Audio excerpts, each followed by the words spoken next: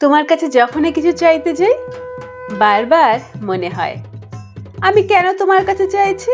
আমি এত স্বার্থপর কবে থেকে হলাম? তোমাকে ভালোবাসি কি শুধু পাওয়ার জন্য? কোনো স্বার্থের জন্য তোমাকে ভালোবাসছি না, পাওয়ার জন্য তোমাকে ভালোবাসিনি। তুমি তো মা, তুমি তো সবটাই জানো, আমার চাওয়া পাওয়া, আমার দুঃখ কষ্ট, আমার ভালো লাগা সবটা।